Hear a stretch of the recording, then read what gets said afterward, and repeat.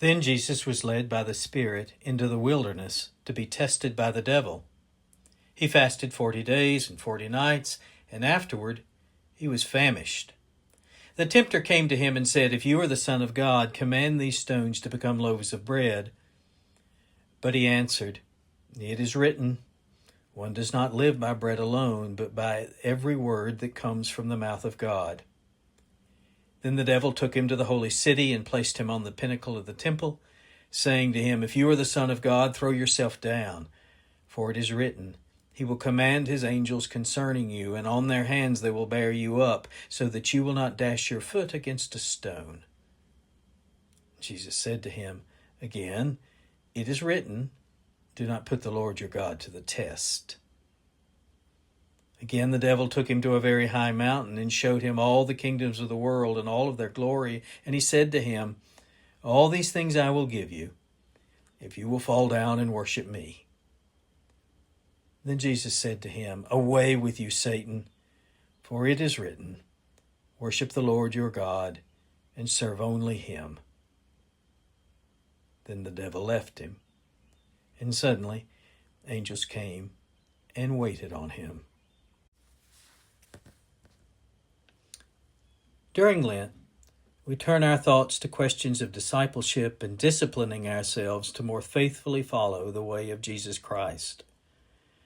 The Gospels refer to Jesus' followers as disciples, but sometimes, by focusing only on discipleship, we ignore other important aspects of being a follower of Jesus, and we're slow to realize that Jesus walks with us in this way. As a part of our observance of Lent, we are considering what it means for us to be pilgrims together with Jesus. A faith pilgrimage is a way of communion with God. At the same time, it is a way of action in the world. A pilgrimage is a passage from one way of life into another, connecting the totality of our lives, even those things we just like to forget. A pilgrimage is a way of making sense of it all in the light of God's love. Put another way, a pilgrimage is a means of living into God's grace and also living God's grace. A pilgrim is a child of grace, seeking to bear witness to God's grace in daily living.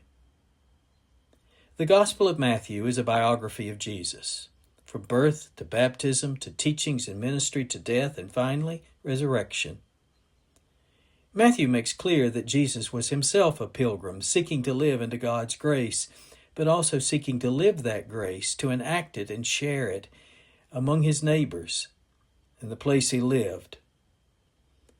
In this passage for today, Jesus the pilgrim struggles with how to live the life that God has given him.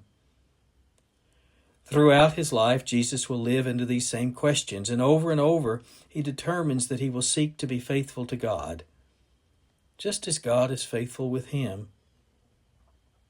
For us to be fellow pilgrims with Jesus means that we too are called to face and to live into our most difficult questions and doubts and fears. But even there, God is steadfastly present.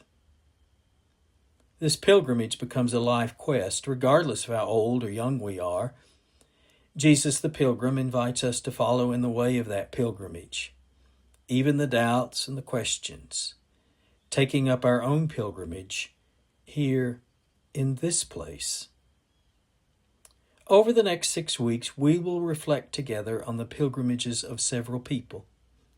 Nicodemus, a Samaritan woman with whom Jesus visits at the town well, a man born blind, Mary and Martha, even Pilate, the Roman governor.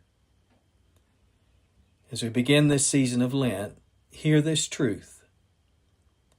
In his pilgrimage of faith, Jesus calls to us in this time and this place to take up our own pilgrimage, with the assurance that he walks with us now.